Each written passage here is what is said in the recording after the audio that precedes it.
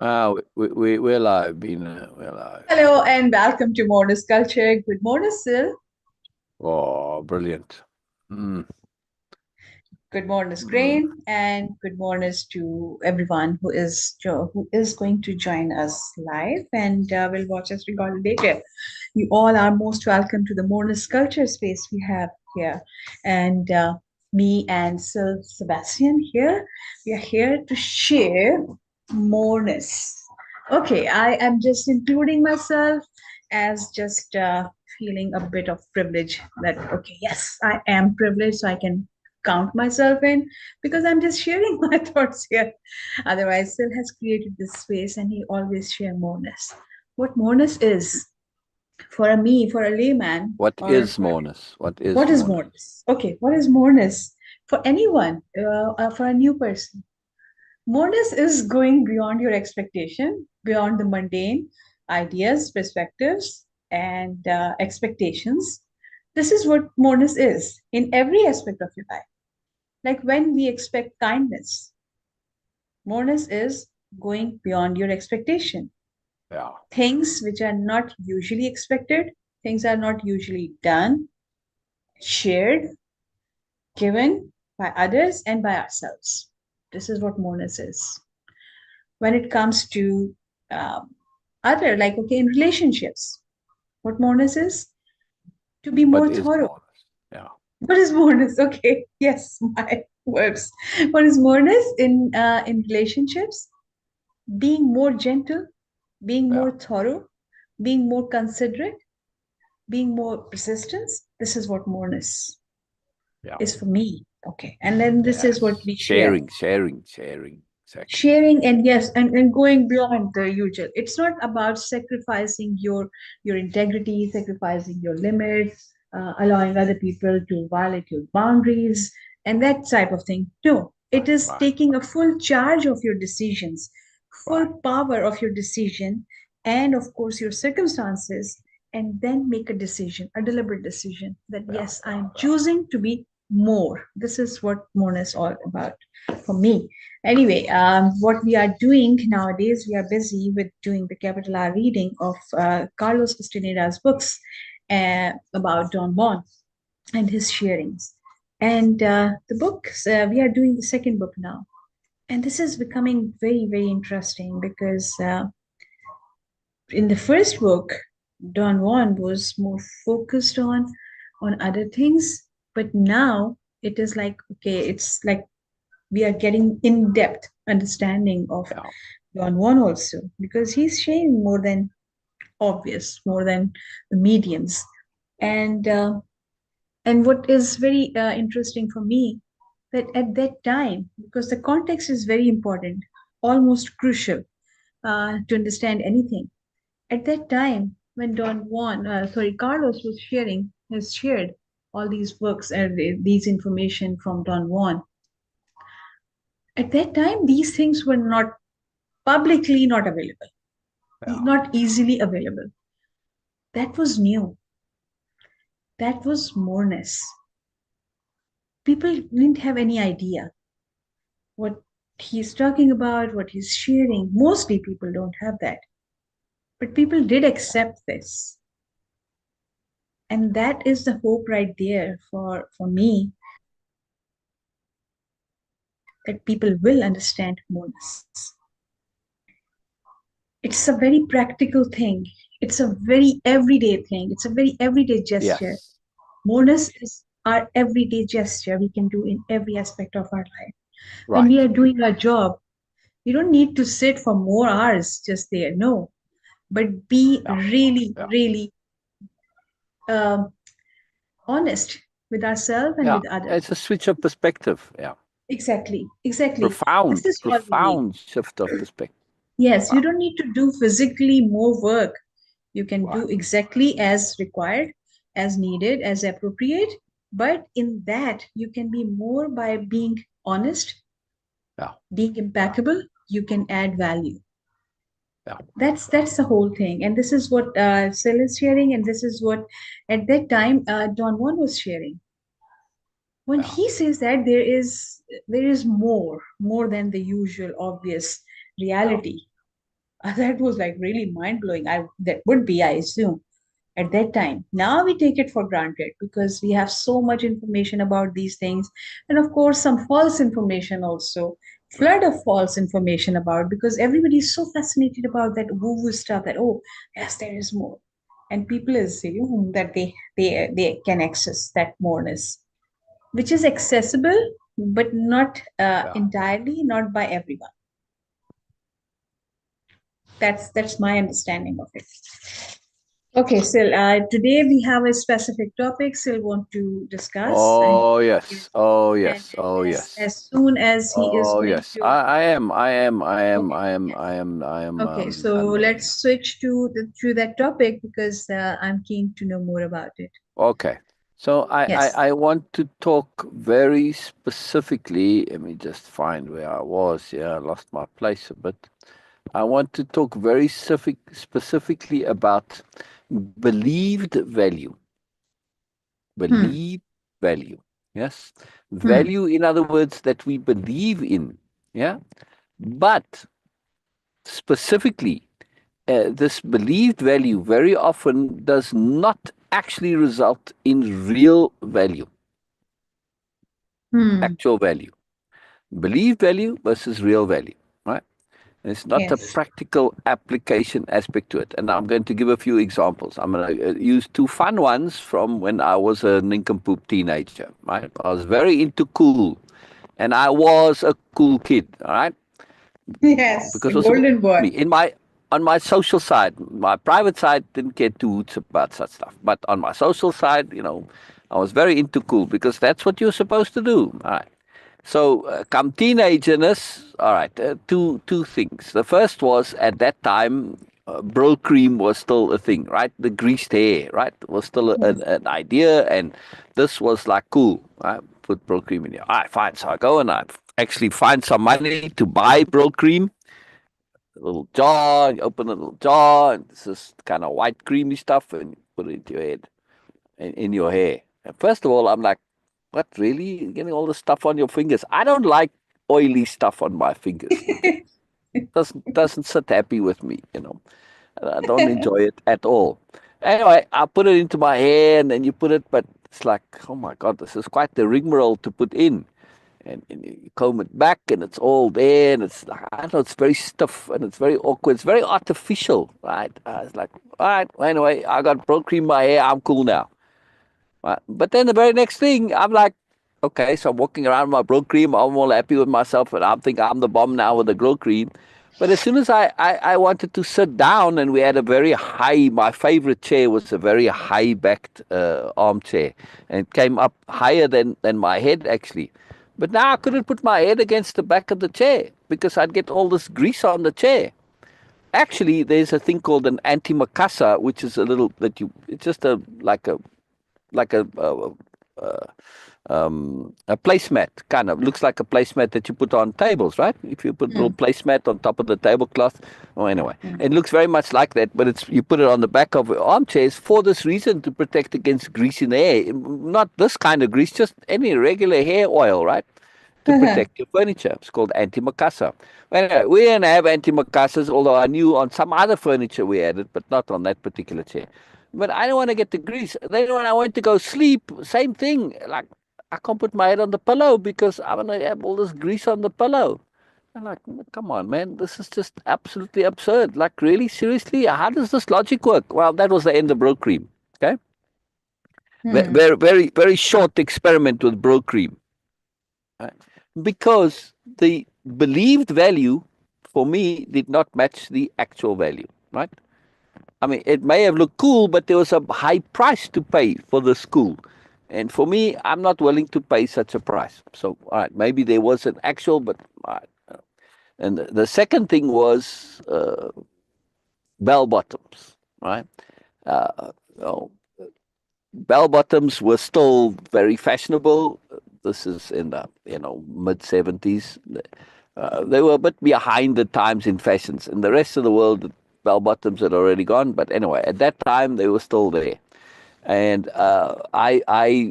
well, despite being a cool kid, my clothing, I didn't have cool clothing. I basically looked like a ragamuffin, but I couldn't be bothered. Anyway, so even though I tried to look cool, if I couldn't, well, too bad. I made do with whatever the best there was. So I managed to get hold of a pair of bell bottoms from my older sister, 5 years older than me. And for some mysterious reason, she'd never worn these. Okay. And all right, even though they were hers originally, they were unisex enough that I could wear them also. All right, anyway, so yeah, I put on the bell bottoms. And these were the coolest of all bell bottoms. The width at the bottom, right? If you don't know what bell bottoms are, they go wide. They were wider than my feet, right? So these were like super wide bell bottoms because, of course, anything in cool, you have to exaggerate it, right? So the widest bell bottoms are the coolest. Okay, anyway, so I put on these bell bottoms and now I start walking. Seriously, have you ever walked in bell bottoms, Beena? Wide ones? Yes, we do have plazo, which No we good, have no on good now. whatsoever, especially when they're wide Exactly. like that. These things are flapping and getting in the way, and it's just like, come on, you can't walk in these stupid things. Well, there's Yes. the, I never thought of it at the time. I only thought of it now, telling the story. Like, well, there's the mystery of why my sister never wore them, right? Anyway, no, that was the end of the bell bottoms. Again, perceived value, believed value, actual value, no, no, Mm, no, no good at all, right? mm, So, and for me, I could never go and just because it's supposed to be cool, all right, I mean, if it was, but it wasn't enough to override practicality. But I want to get to the third example of believed value and actual value. And this was drunkenness, right? So as you come to a teenager, the culture there is a alcoholic culture, right? Not unlike much of the world, right? Very few places in the world. Basically, the only place where alcohol is not an issue, at least not overtly, is in the Muslim world, right? mhm, Everywhere else in the world, alcohol, this is the big deal. This is what you. There's a massive believed value in alcohol, and particularly getting drunk. Right, getting drunk is like got this mystique and magic and to it, but yet the reality didn't match. And particularly with the boys in the culture, right? When we in high school now, they would brag about how drunk they got. Man, I got so drunk that I passed out, and oh, I was so sick, I cotched all over myself. That was the word for puke, cotch. I don't know. mhm, Just I cotched all over myself, and I was lying there, passed out in the gutter. And they're saying this like this is the greatest thing ever, and the other boys are like, ooh, and I'm like, are you listening to what the hell you're saying? You were lying passed out in the gutter with puke all over you, and this is the coolest thing ever. I'm like, really? And I asked the guy, I said, it did not go down well when I asked. Uh, they didn't want to know. They didn't want to face the awful truth that this was just idiotic. This was ridiculous. Yeah. But mm, somehow they'd gotten this belief of this value into their brain. And they would buy, like I remember my one friend, Isidio, he'd buy a bottle of brandy and he'd just down the bottle of brandy essentially until he passed out. Huh? Why? Where's the value? When you passed out, you're insensate. How is this a desirable state of being?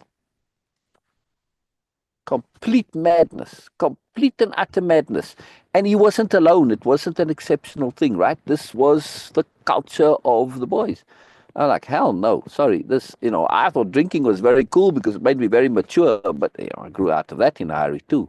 And I've only been fully, completely drunk once, and that was because, well, a group of older boys said, "Oh, it's like a rite of passage," and they cornered me and my friend, and they forced us to drink. So, uh, oh my God, if you want to torture me, make me drunk. It's a horrible experience. Your body doesn't work properly. You can't talk properly. You're slurring your words. Oh my God, it's just horrible. I mean, it's like torture. I don't know. At least to me, it's the most horrible and unpleasant sensation.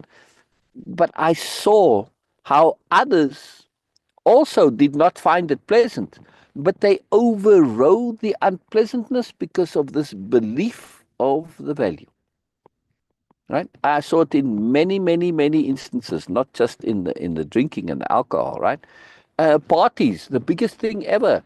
I don't know, especially for the girls. The majority of the girls, for them, this was a very miserable experience. They would sit on the edge of the room. This was old school parties, right? Where the Hmm. boys come and they ask you to dance and all this, right? Most of those poor girls sat there and they called them wallflowers. And, I made an effort to go and ask all the girls to drink because I really felt sorry for the girls that never got asked to drink, right? To dance, I mean.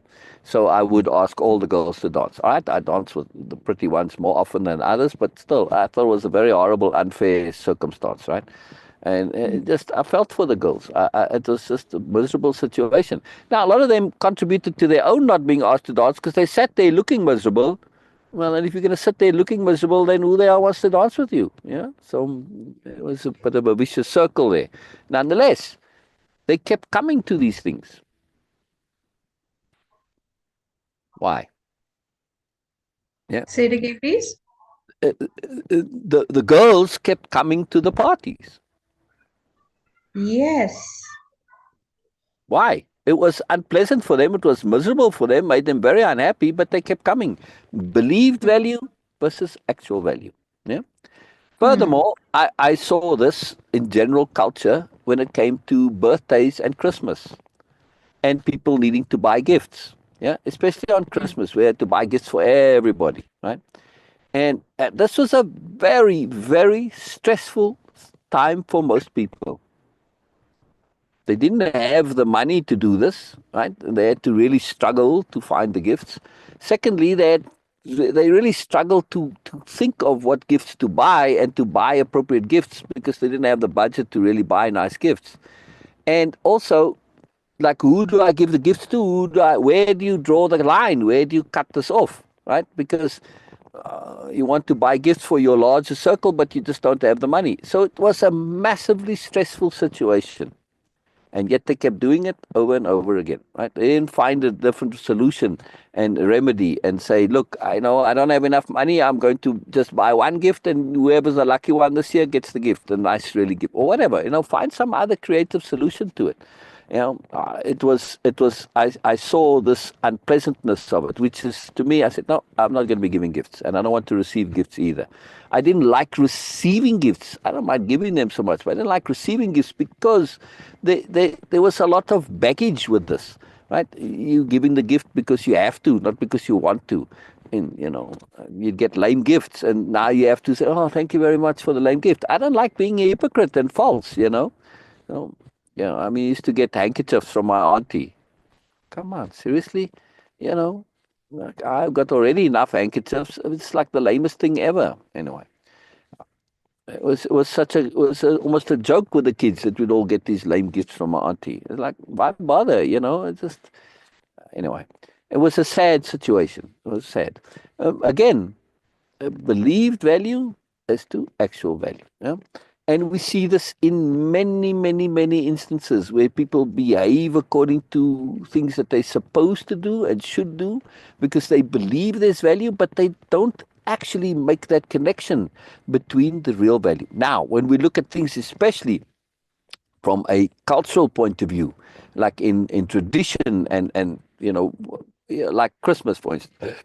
But traditional things, many, many, many things in tradition, right, have this believed value. But when you actually look at, well, what do you actually get out of this? It's very different. And I saw this too with people like all my friends who smoked marijuana, for instance. Hmm. I tried it with them a couple of times, and for the life of me, I could not see what the actual value was. I mean, again, it slows you down, it makes you kind of stupid. I don't know. It's like, really, but they believed that this was the cool thing to do, and they kept doing it for the belief value. And I would try and have conversations with them. They thought they were getting all spiritual and more and involved. I mean, they talked the biggest absolute load of rubbish when they were smoked up. I mean, truly just nonsense. You know, I, in those days, there weren't cell phones yet. So If they were, I would have recorded them and phoned them and said, "Yeah, look, does this sound sensible to you?" When they weren't under the influence, right? When they were normal, I think they would have been horrified. Yeah, but Hmm. but the believed value. And here's the thing, though. I also perceived people in the moment. You can see on their faces, this is not so cool. But then they look around them and you see them looking at everybody else. Well, I'm supposed to like this. And then they start liking it, liking in inverted commas. Yeah? They change their belief, they change their behavior, and they continue to do the thing because they're supposed to. But privately, they don't really care for it at all. Now, of course, as people get older, then the thing that was the biggest deal when they were younger, and they still talk about it. Oh, we get high and all this, and it's like this big woo thing. But yet, Hmm. if this was truly so, you'd be doing it every day or regularly, and they don't, right? Because privately, they don't think it's so great, and even though they talk about it as being great, right? So there's a great discrepancy between this belief value and actual value. And there's a subscription and adherence to believed value. Why? Because it's culturally is sanctioned and supposed to, and it's got cool attached to it, and etc. And here's the real issue. People don't want to go against these things which are tradition or cool or culturally sanctioned or culturally approved, etc. They don't want to go against the culture. They have no independence of being to say, yeah, but seriously, this is just crazy, right? Because you have to stand up against everybody. They can't do it. And I see this all the time. In other words, they conform and they do things that they really don't like doing simply out of conformity. No, no, this is completely anti-Moreness. This is completely anti-Moreness. This is lessness culture, right? And when we're talking about Moreness culture, this is absolutely out of the question. You don't want to be doing things that you really don't like doing because you just want to conform. No, in Moreness culture, there's the celebration of difference, not the celebration and the pursuit of conformity and going by somebody's idea. Look at the drunkenness. All those boys were doing it because they felt they should. And there was a great pressure on you to not drink. And my friend and I, at that time when those older boys, we weren't into the whole drunken culture, right? But they didn't like this because us not doing it in their minds with mentality of opposites, it's a critique on them. So they have to pull us into it. Horrible. Absolutely. Wow. I mean, and I was completely aware of it at the time, but okay, they were bigger, physical. I don't want to have, right, it's the lesser of the evils than having physically getting into an altercation.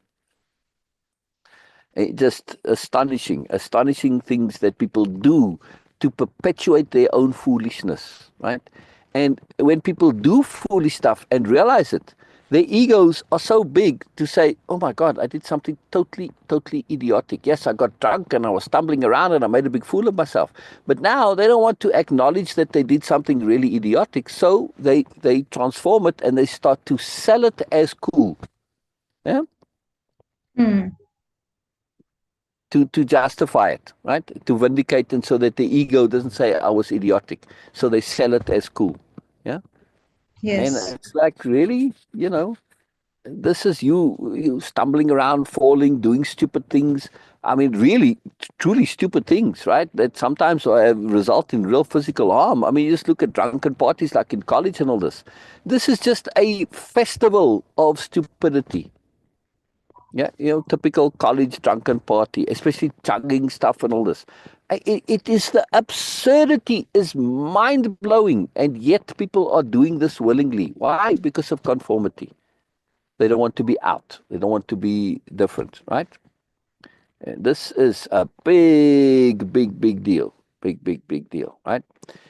So I really want to emphasize this because culturally, in bigger things, this of course translates into many situations where people are doing things that are culturally supposed to be valuable but aren't. Yeah, we have to Hmm. look at the actual value, and I mentioned this yesterday. For instance, in modern society, psychotherapy is believed to have value. Believed value versus actual value. We personally, you and I, Beena, know of people who were in therapy for decades, right? Yes. Literally. Yes. Yeah, long time, multiple years. And where's the actual value? They kept going because of the believed value. The actual value was not there. They came and did Way-Of-Impeccability, and they gave up the therapy in short order because the things that they were dealing with for 10, 15 years in the therapy got resolved in Way-Of-Impeccability in very short order. Actual value. Issues that had been sitting with these people for decades were resolved. And not just internally, they actually went and made peace with the person that they had not been able to make peace with. And in one case that I remember, for instance, the woman was being bullied by a guy, right? And he was, making sexually inappropriate comments and all this, right? And he was Mm. basically putting her down and looking to be in that way that some guys have to make a woman feel small and and saying things, okay, like sexy things or whatever, but it's really just nasty and horrible. It's just making, but really this guy was pressing. He actually respected this woman because in the rest of her life, she was very successful and people looked up to her and she was respected and did also. And he was saying, but he kept pushing her subconsciously to don't accept my stuff. And basically, after Way-Of-Impeccability, she basically stood up to him and he became her friend. An awful situation turned into facing and dealing with the awful truth, turned it into an awesome truth. He was Awesome. so impressed with her, he became a friend, right? And that's Yeah. what he always wanted. He wanted her to stand up to him and not take his nonsense, right? And I've seen this many times with bullying, that this is the case, right? Like I saw it in with our friends, the guys that worked for me, they were friends. And the one kept bullying the other one, and he wanted him to stand up and not take it, right? Because he wanted to stand up for himself. My point here is about therapy and its believed value.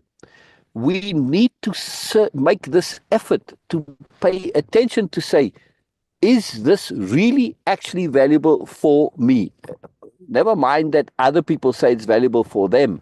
That's them. Is it working for me? Is there actual value for me? And not just in therapy, but many things that are culturally sanctioned. Of course, this goes, religion is a big part of this, but many other cultural practices. We have to say, is this actually providing value? Actually providing value. We have to make this point and look very closely at believed value versus actual real value. Me, I'm a very realist, right? The actual value is most important to me. Everything always, always, always, always about the practicality. Always. Yeah. That's why don't call me intellectual, because intellectualism is completely removed and divorced from practicality, right? There's no connection there. Yeah. I may sound that way sometimes, but I use my mind thoroughly. That doesn't mean it's not practical. Everything always has to have that practical, actual, real value. Proven, demonstrated, tested. Everything I do, I test, practice, apply all day long, right? Until I am expert at it, right? All right, so this is a key point, and I want to emphasize this, right? Joseph, we're going to get into this. I'm going to read your comments in a moment, but I feel this is a key, crucial point to understand in what I am sharing, because so much of what I share is going to, if you apply it, you're going to be in a situation where you're going to be challenging convention. You're going to challenge conformity. You're going to be challenging tradition. And you're going to find that you may need to turn it upside down. Yeah? Mm. And that takes some doing.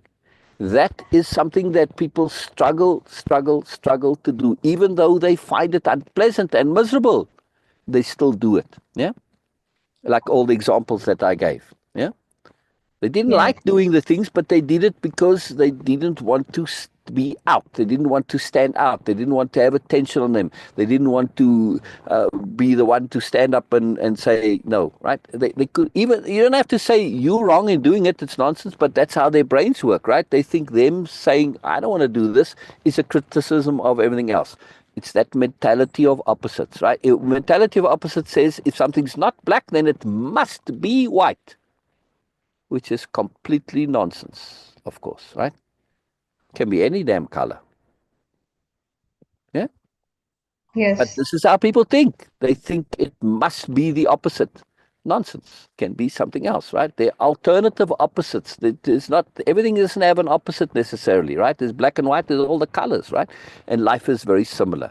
So there are other options, right? But this is very, very key. So when we look at our traditions and our habits, right? Which part of that is habit also?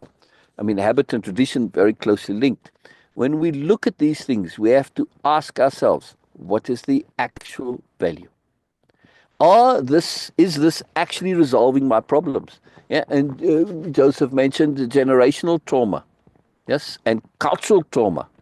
Well, if you've got generational trauma and you've got cultural trauma, you really start to need to pay attention to the things that you believe are resolving this. Believe. Are you actually getting resolution, or do you just believe the things that you're doing are working? No. If they're ongoing, yeah, like with the therapy, if your issues are ongoing, well, it's not working. Sorry, it's not working. You have to be real, right? So we have to really look at things that actually work and things that are believed to work. Yeah. So Joseph says, an aside, often the problem with the plant medicine like marijuana isn't the medicine itself, it is how it is used or respected. Correct. Yes. If used in a ceremonial way, it has the benefit for certain situations people have, but people who don't have any understanding of how to use it, it has little chance to do its benefit. Yes. Like in most things, how you do it. Again, with these things, I'm saying we need to, whether it's ceremonial or traditional or recreational, makes no difference. The actual value has to be respected and paid attention to rather than the believed value. For instance, I know quite a good many people who have done ayahuasca, right? They went all the way to Brazil and did the whole thing and really got into it.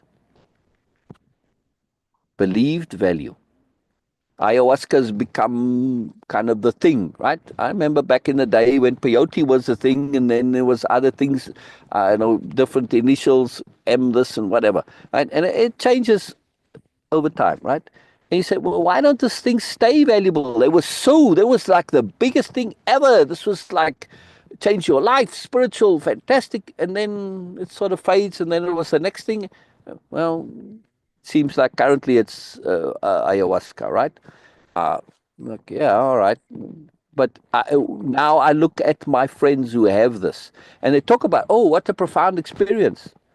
But I look at their daily behavior. How are you changed? You're still the same person that you were before the ceremony. You're telling me about how wonderful and profound and fantastic it was, but yeah, what difference has it made in your daily life? Nothing. So for me, I really, really pay super close to attention between believed value and actual value.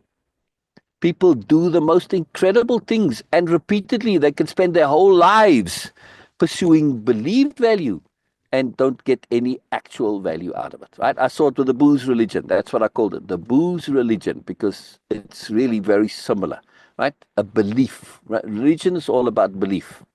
And booze was a religion because they believed in the magic and the value of drinking and boozing and getting drunk and all this, right? They believed it, but the actuality did not match it whatsoever, right? So this is very, very key, right? And Joseph, this is what I am talking about. I am talking about actual value rather than believed value. And when it comes to, well, you call it plant medicine, mostly in the Western world, it's just called drugs, right? Now, yes, there is a difference between the two. The one is looking to utilize drugs in a particular way, but If you go back into the drug culture of the 60s, the point of the drugs wasn't recreational, it was spiritual. That was why drugs were important. It was to enhance your consciousness, expand your awareness, to get you in touch with spirit. It was a completely spiritual thing. This is why LSD became a big deal. Timothy Leary, expanding your consciousness. It wasn't recreational, it was transformational. Personal development was the point and purpose of it. Yeah? That was the intent behind it. It's why it became such a big deal. Yeah, not just fun and games. No, that was something that came afterwards, right?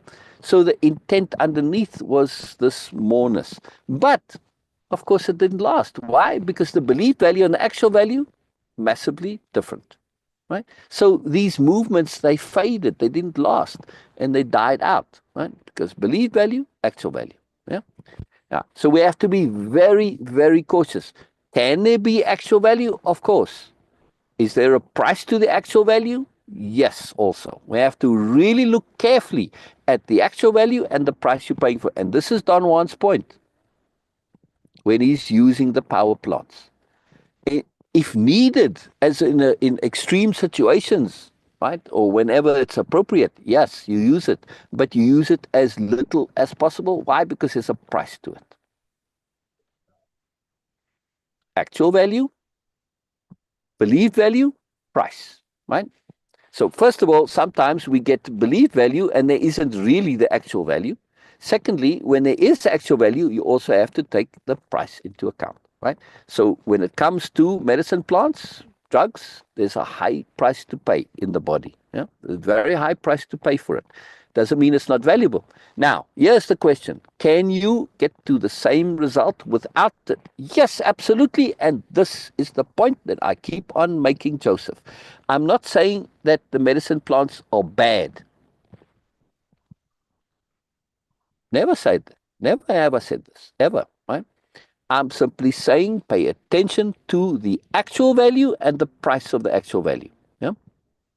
I know from personal experience that the price is high and that the actual value is much lower than believed.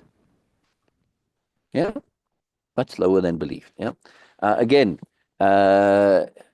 if you're going to be pursuing this without impeccability, you also run many, many, many, many risks. Now, if you go back into the 60s, 70s drug culture, right, which is still ongoing, and I lived in a community that's still there, right? Santa Cruz. They still basically got that whole hippie culture going there in that community, right? It's a drug community. It's like a big deal there still, right? But in this, there's an understanding that a bad trip's and a good trip. How do you prevent a bad trip and how do you make sure to have a good trip? Your state of mind, your attitude, your mindset going into it is crucial. If you got issues and stuff is bothering you and you're all stressed out, don't do the drugs because you can have a bad trip, right? So there's a link between the two. In other words, if you take this all the way to the end, your character in the end is going to determine your trip, which is way of impeccability, right? And that's the whole point of it, is building your character. If you're going to be doing any of these things and your character isn't sorted, you're going to have problems. And you're not going to get the full value out of it. Furthermore, if your character's sorted, then you don't need to do these things.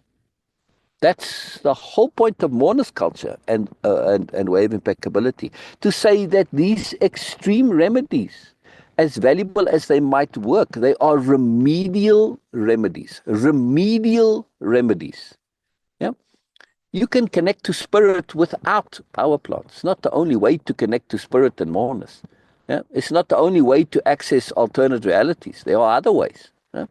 Character first, though, because if you are going to go into an alternate reality and you don't have yourself sorted, if you don't have the ability to be appropriate, if you don't have discipline, if you don't have impeccability, you don't have integrity, well, now you are running a major, major risk because you're going into a new environment. And if your character is crappy, well, then you're going to be basically behaving according to your character because you don't know how else to behave, right? Because you have no yardsticks, you have no traditions to go by, you have no shoulds to go by. It's a new environment. You only got your character to bar. So you better make sure your character's sorted because otherwise you're going to be foolish. if your character isn't sorted, you're going to be doing silly things, right? So very, very, very, very, very crucial. This is my point that I keep on making. It is what has to come first. By all means, if your character's sorted and you want to go and explore things and that's appropriate and attunement says so, fine. But only once you are in the appropriate position to do so. Otherwise, you're going to get into trouble, right? Very key. And Joseph adds Freudian therapy, of course, the worst for what you're talking about. Yes, yeah, I mean, Freud is. The only reason I mentioned Freud is because he started the thing, right? And he was, in that sense, Freud made psychology into a thing. And he separated it out from philosophy, right? Nietzsche did somewhat a little bit before him, but he really popularized this whole idea of psychology. And he transformed things. He changed the world, right? Yes, much of Freudian psychology, I don't even think there are any practicing Freudians today. I doubt it, I mean, there's a lot of problems with Freudian psychology. It doesn't mean that he wasn't instrumental in a major change, right? And like anything, you're starting something new, and then people come and they improve on it and improve and improve. And but nonetheless, it's only in this century now that psychology is starting to shift and become something else. For me, the idea of psychology was always as a self-improvement tool. But you couldn't go to a psychologist for that reason. No, they always wanted to fix your problems. Come on, man. What about using psychology as self-enhancement, self-improvement? Not part of psychology. The psychology industry. Horrible. It's like, seriously, guys, are you actually thinking? No. So I just did my own thing. I built my own stuff, right? Because the industry is missing the real point and value of psychology as a self-improvement tool. It's really sad. And it's still around today, but there are some psychologies that are starting to see this. Positive psychology, which I had this term back in 1979. It became something in 1999 or 98. Yeah, many years later, decades later, in other words. Yeah. So I'm just saying that, some things are like duh, but it takes a while for it to catch on. So it's still a thing somewhere around, but it's not a big deal. You have to look for it. You have to find it, right? It's a small part of it. So it's getting there. It's getting there. So yeah, I'm not sure why you bring up Freudian therapy. Yeah, I mean, I'm not sure why you bring that up. Yeah. Yeah, I mean, I'm well aware of that. Again, I was using Freud as an example of a start of things, not to advocate Freudian psychology whatsoever. So again, Joseph, when I'm saying things, you have to hear the point, not the idea. If I say Freud, it doesn't mean that I'm promoting Freud. I'm using Freud as an example, right? Because your comment implies that I was promoting Freudian therapy as something valuable. I don't think any of the therapies are valuable. They're all negative in my mind. All of them. All of traditional psychotherapy is it's horrible, right? Again, why? Because it is got this fixing idea, and it doesn't work. It's demonstrably doesn't work. It's that believed value versus actual value. It does not work. Sorry, it doesn't work. Whereas what I do works, and I can demonstrate and show that it works. And it's why things like positive therapy and alternative therapies are starting to find a toehold, because people are starting to realize, well, this isn't working, we need something else, but they don't know what, right? And it's difficult to find real replacement. This is something I spent my whole life building and looking to do. And I looked in all the conventional places and didn't find it. So I had to develop it myself, right? Very big deal, very big deal. So yeah, so pay attention, the point, and particularly Joseph, pay attention in your own life, right? Because you were talking about your own plugness, right, and blockedness, and trauma that not just generational trauma, but also cultural trauma. Pay attention to the mechanisms that are believed to help with this, and do they actually, right? If there is still trauma and you're not a young fellow anymore, I'd say, well, you've got a whole lifetime that you've been looking to deal with this stuff, and has it resulted in actual change, actual value? No. Obviously not, right? So to me, if you are still in the situation where you're dealing with stuff, to me, I would say look at alternative ways of dealing with it. Because what you've been doing is obviously not working. There may be a belief in it, but the belief and the actuality, two different things, right? Very, very important. Very important. Yeah. Counselors, Joseph says, counselors with teaching life skills in their tool bag, life coach with psychology in their tool bag. Both are important. Yes. Yes, they are tools, but not tools. Again, depends how you use the tool. Yes. You want to first build your life skills, right? And build a way of being that you can use all of these tools, the tools of way of impeccability, right? And that's very key. Then you can say, okay, I've still got legacy things that are in me that are unresolved. Now I'm dealing with those legacy issues, the trauma, whatever. But they are now a small part of me because I've replaced it, right? And proportionally, that becomes a small percentage, not the all of me. Right? Now I'm able to deal with it appropriately. I'm able to deal with it dispassionately. I'm able to deal with it without being immersed in it and being overwhelmed and being traumatized. Yeah, you can have trauma, and if you deal with trauma while you're in it, then you're traumatized while dealing with trauma, and this is not going to work because of the way the brain works. So you need to have something else to get you out of it so that you can actually deal with it. Right? Very important. All right, I went into this in detail yesterday. Right, the replacement is crucial for dealing with therapy, for dealing with trauma. Right, and again, I never advocated ignoring it. No, it's about shifting the ratio, the proportion. It's about appropriate attention, appropriately dealing with things. You cannot deal with trauma from inside of trauma because now you're reinforcing of the brain and emphasis and how the brain works. So you need to have something else to get there. And the something else is way of impeccability, the tools, all of it. Clarity of intent, new self-conception. Right? And there's so many tools. I want to go into all of that, right? It's too long, right? Very, very, very, very crucial.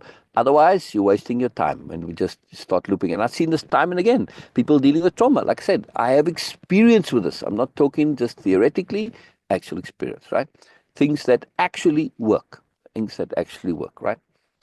Things that actually work. Very, very important. But the key point that I'm emphasizing here, right, is about actual value and believed value. So truly ask this question: do I believe in the value or is there actual value? And you're going to be really surprised, most part, that we do things because we believe there's value. But really, if you're truly honest, and that's the key, right? The key is that self-honesty. It is why I have a program called How to Take Way of Impeccability and other programs, right? And the first thing, the first requirement is self-honesty. If there's not self-honesty, we are unable to really go inside ourselves and say, well, I don't really like this. I don't enjoy getting drunk or even tipsy, but I do it anyway because I'm supposed to and I want to conform and all this, right? So we have to have that self-honesty to really look at the actuality. Actual. And again, also to look at the contradictions that we say, right? I hear this all the time. People will say things that are contradictory within themselves. And I pay very close attention to that. Right? On the one hand, they're saying this is this and this. And on the other hand, they're saying, yeah, but I got all these problems and I got these issues. Well, if you put the two together, they don't work. Yeah? So, and I pay attention to internal contradiction because that takes my perceptions, my beliefs, my ideas. It takes me out of the equation. I now can make an evaluation based on internalness of the other person, right? And if you've got things that are contradicting and your language says this, well, then clearly whatever you think is working isn't working because you've got the issue still, right? So we have to pay attention to that internal contradiction. And I'm very, very, very attentive to that. Right, Beena? Sorry, I've been talking a long time here. Yes. Please, Beena, share, please. I don't mean No, to. no, no, no, no, no. I was listening because there are some confusion, and like we need to have some clarification. Not clarification. It's like just to Yeah, explain in yeah, detail that yeah, okay, to avoid those type of confusions.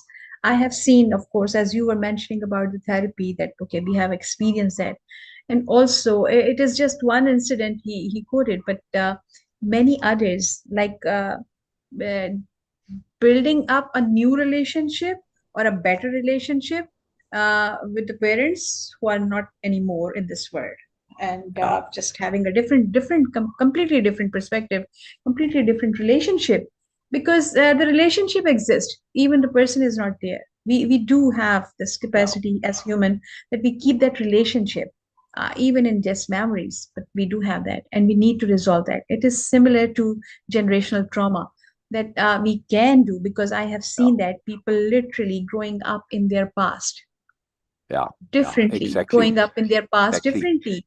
And this Exactly. is what Very I powerful. have also done. Very Okay, yes, powerful. I know Very powerful. someone who's been feeling like, okay, they were somehow responsible of their father's death. They have Right. nothing to do with that, but it was just an idiotic thing, a childish thing, and they. A belief again, a belief. Yeah. Yes, Yeah. yes, the belief that okay, oh, somehow I could do that, but I didn't do that. That was the reason. Yes. But Yes. once you get out of this, once you really literally grow up in a different person, and you own that, and when you really completely try to be impeccable and be thought about it, and when you go through all these things, and then you realize that oh my God, that was a Yeah. complete nonsense thing. It was nothing to there. But I have seen that, and I have experienced so many things like this in my life. So many things we can grow up in our past, and when we Oh say yeah. that we can grow up in our past differently, which means that we can heal with the generational trauma also. Yeah. It does exist. I understand that, because okay, yes. Oh, you muted yourself, Beena. Okay, so the possibilities, so the opportunities, so the skills and You were talking abilities. about generational trauma. It does exist. Carry Yes, on from there. yes. So generational trauma, of course, it does exist, but also the abilities, the skills, the possibilities, the opportunities we carry over from, okay, we get from our generation thing. Because one of my friend, uh, a very dear friend, said to me, because I was confused that why I do understand things, why mostly in my life things are not new. I hardly get surprised with. I do get excited about things, but being really surprised, like really blow my mind, it's very rare. And Yeah. I asked him that, okay, why is this so? And he says, Veena, because look at your lineage, like okay, from your family tree, from where you are coming. You're coming from where? And I said, but what about that? I never met my grandfather. Okay, I hardly met my father, but I don't know about other people. And he says that doesn't matter. You still carry their knowledge, their understanding, their wisdom. They all are inside you. And that's why you don't feel surprised. People call them, oh, old soul. Oh, yes, they do understand. Yes, we do have our own also. I am a strongly believe in that. That yes, we do have our personal things also. It doesn't necessarily be everything is coming from others, but we also carry those things like understanding, like awareness. It is just like it is there, but we were not paying attention. And suddenly when someone will come or something happen in your life around you, and then you go, oh my God, why I understand this quickly, not other people, why I like these things, not other people. It is that okay, all the souls we are coming from are still living inside us, not only trauma. And if we have trauma, which is it's I think I will take it as a proof that I have more than trauma also. Okay, yes, trauma is there, but also their wisdom, their knowledge, their ability to Yeah. understand and explore new things and invent new things. And Wonderful. I'm Wonderful. having that, yes. And I'm happy with this. Yes, I'm very happy with this. Wow. Wow. Wow. All right. I was going to continue with our reading, but we took the whole hour about this whole point about assumed and believed value compared Yes. to actual value. Me, I am always the realist. And I've been doing the audio book for Ask Biala. And this comes up a lot in that book, realism, positive realism, right? As opposed to this, because a lot of the questions were about positivity and optimism and pessimism and all of this. Yeah, to be a realist is to be inherently positive.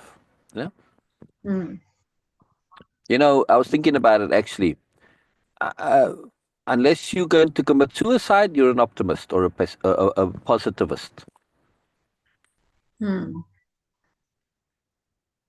If you're staying alive, you might even be very negative and miserable. But the fact that you remain alive means that you think there's a possibility of things being better, or at least not getting worse or being negative, right? You must have some hope, which is a positive thing. Otherwise, you wouldn't stay alive, right? Oh, yes. Oh, yes. When you think of it that way, pretty much everybody's an optimist. Yeah, Oh, yes. Every single time in the morning when we wake up and we open our eyes, it's a proof of renewal of our contract. Yes. Okay. exactly. Yes. It All has right, been we'll leave renewed. it there for today. We'll leave it there for today, and we'll just repeat this. Continue with where we were tomorrow. But it's such an important point. I cannot emphasize it enough, because when I really look at all the issues that people have and the problems, it's because they're not real. They live in this myth, in this fantasy, this belief that doesn't match. And it's not that they're dishonest. No, they're honest, good people. But they're not aware of how much they are living according to a belief of value rather than the actual value. And why? Because it takes some doing to go against culture, to go against tradition, to go against your habits, to go against what you believe is supposed to be. To truly develop independence of being, it takes a bit of doing, right? And I think it's the universe's test. Because if you are wanting to have independence of being, you're also making a quest for power. And of course, you need to have some realness. You have to have integrity and impeccability if you're going to have power, because otherwise, if you get real power and you don't have those, you can cause a lot of trouble, right? So the universe tests you. The universe tests you to see if you truly have this integrity and impeccability, self-honesty. Otherwise, if you're into the BS, no power for you, because you can end up causing lots of trouble, right? And you won't get to independence of being. Independence of being is an incredible power. Yeah? Very important. Very important. Joseph, does this make sense what I'm saying? I'm keen to hear before we go. Any closing thoughts, Veena? Oh, I'm keen to hear from Joseph that Yeah. what he's going to say. All right. Maybe not today, but maybe tomorrow or next time, Joseph. Really share about this. Your thoughts on believed value versus actual and real value. Right? Believed value, assumed value, much the same thing. But it's a belief, right? Not just an assumption. They both go together, but believed value, assumed value compared to real value, actual value, demonstrable value, right? Very, very, very, very important. So I'm keen to hear your perceptions on that, Joseph. Very keen to hear. I always love you being here. Always love your sharing, Joseph. I've said this before. And Bean and I, we don't just enjoy your sharing, we appreciate it. It's a big deal, right? It's major Yes. part of Moreness culture. And it's not, again, it's about understanding, not about agree or disagree. It's about understanding. This is another key point. Two major key points of Moreness culture. Share, don't tell. Share, don't tell. Share, don't tell. Right? Very, very important. If you really listen to, I'm always sharing. Beena, we're always sharing. We're sharing what we believe, what works for us in our experience. Right? I may say things in a way that has a lot of certainty to them or authority to them. Maybe somebody will hear. That's not because I'm telling. It's because I know what I'm talking about, basing it on actual real experience, not some idea, not a belief, actual real experience, right? But I'm still sharing. I'm sharing my experience. Yeah, that's it. I'm sharing my experience. That's how I've experienced it. That doesn't mean that this is actually so. Yeah? I'm always Yes. careful about that. Just because I've experienced that way, and I have even evidence and statistics to back it up, still doesn't make it so for you. Yeah? Only you can make it so for you. Very important part. So share, don't tell, and then also the other major part of of Moreness culture, appreciation, right? Very key, very key, very key. All right. All right, so we'll hear about this more. Understanding is what I wanted to say. The other key point too, understanding as opposed to agree and disagree. I'm not interested in people just agreeing with me or disagreeing because they don't really have a value. Say, oh, I disagree. So what? You have to say why. And if you say why again, if you're saying why and you don't understand my point, then you can't really agree or disagree if you don't really understand my point. Or me yours, right? Works the other way around too. So first you need to understand, then we can talk about agree or disagree. But then really, when you truly understand somebody's point, the agree and disagree becomes a matter of personal preference, personal predilection, right? Style, stuff like that, right? Godek has joined us from YouTube. Wonderful, wonderful. Hello, Godek. It's a very interesting name, Godek. Yeah. Maybe it's Godek. Could be. Could be, Master Eckhart was Meister Eckhart, very into God stuff. So could be a combination of Eckhart and God. I don't want to assume. Yeah, I mean, I'm reading it as Godek, but it could be Godek. Godek, I don't know. Hello. Anyway, I'm pleased that you joined us. And Godek or Godek, we love comments. I was just talking about this with Joseph, how much sharing is super appreciated. And sharing your understanding. Yes. And checking your understanding. So often I know I am misperceived because I'm explaining things that are outside of typical thinking. They're outside the paradigm. I'm talking about an alternative paradigm. And this is difficult for the brain to process sometimes because you can't hear it because your brain isn't in the space to hear it. So you have to check your understandings, and that's repeat backs, right? Very big deal. Yeah, yeah. So yes, and for me, you say you're interested in Castaneda's work. This is wonderful. His work in sharing Don Juan, to make that distinction. It's Don Juan's philosophy, Don Juan's culture that he's sharing, right? His personal culture of his lineage. That's the real meat. That's the real juice, right? Castaneda's just a vehicle, right? It's not him that's sharing the value. He's just a vehicle of sharing, right? So very cool, very cool. Godek, today, uh, even though the title says we're doing the episode, we never got there because I went on a digression. But really, this is key to Don Juan. Don Juan is very much about actual value, not belief value, right? So I had the whole hour was taken up by this discussion on actual value versus believed value or assumed value, right? And we see this with Carlos. Carlos makes lots of assumptions and beliefs, and it gets him into trouble, right? So very, very powerful. But we'll continue tomorrow with the capital R reading that we are doing, right? And we go into detail into the mourners. People should know that ancient Americans have this culture of dream work and or critical shamanism, right? Yeah, yeah. Right. There's a lot of mourners in the world, exactly. A lot of mourners in the world.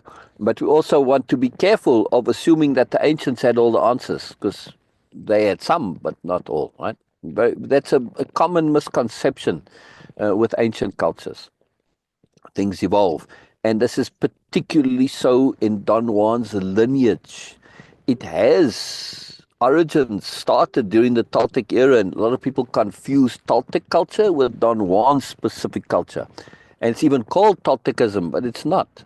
It is Don Juan himself would say the closest maybe you can call it is Nahualism, but it's the Nahualism of their lineage, which is potentially different to the Nahualism of other lineages, right? Very important to make these discernments, and that's what our capital R reading is about. We aren't just reading Carlos Castaneda, we're doing a capital R reading of Carlos Castaneda, which is to look at with the a nuance specific intent. with the specific intent of connecting to moreness, yes? And to Yes. have that moreness be applicable, be useful, be valuable in actuality. Not believed value, actual value. Always, always, always, everything that we're about in Moreness culture, which is a culture that we've created, me and Venus helping me, is this Moreness culture is about actual, real, daily, real value. Yeah? Brilliant. I love it that you're here, Godek. I hope we'll see you tomorrow again, because we're going to end today. You came at the tail end. But if you look on my channel, Godek, you'll see, all the previous ones. We'll see we went through book 1, and they're all there in my channel, right? They're all named and titled, so you can find them all, right? No problem. No problem. All right. Very cool, man. Very cool. Very, very, very cool. Very cool. Wow. Okay, yes. Thank you so much, everyone, for joining us, and Gorek especially, and Joseph, for all the sharing of your perspective on it. And of course, we are very open about different perspectives, because this is how we learn. This is I how love it. we I love it. access moreness. This is how we access value. And it's all about, Very as I key. always say, that Yeah. it's not about agreeing or disagreeing. It's all about understanding and sharing. This is what we are doing here. And Yeah. of course, Yeah. who knows that what we will get more than that, how much we will get more out of Carlos' books about Don Wonderful. Juan. Wonderful. And this is what we are doing with a very specific intent. We are doing the capital R reading. Capital R reading is a process of Way-Of-Impeccability, which really means that to go beyond just what has been shared in words, to connect with the intent, to understand the context, and of course, connecting the intent with the characters, of course, about the situation, and also the intent of the writer. And of course, the context is always, always, always very crucial to understand that where they were when they were saying that, and how much we have, because the world around us and within us is always evolving. It's always evolving, always improving, always moving forward. So Yeah. yes, what they have shared at that time, imagine how much Don Juan would share right now, today, in this world, because he will find many, many people who can understand much better than Carlos at that time. Who knows? So this is how we believe that, Yeah. okay, it has Yeah. to be always more. Okay, thank you so much again. We will see you guys tomorrow. And if you want to join us again, uh, Godek, you can join us just Yeah. an hour before here. And we are Yeah. open for that. See you guys tomorrow. Please Yeah. pay attention Yeah. to your Yeah. life and Yeah. online Yeah. algorithm. Sorry, I did type Godek, but somehow the autocorrect made it into Dodec. Sorry. Sorry. Okay. Oh, no, very interesting. Okay. I Okay. mean, See you guys yeah. tomorrow. Yeah. Bye bye, everybody. Bye bye. Bye bye. Bye bye. It's wonderful. Bye bye, Joseph. Always cool that you're here, mate. Always cool you're Yes. sharing. Very potent and so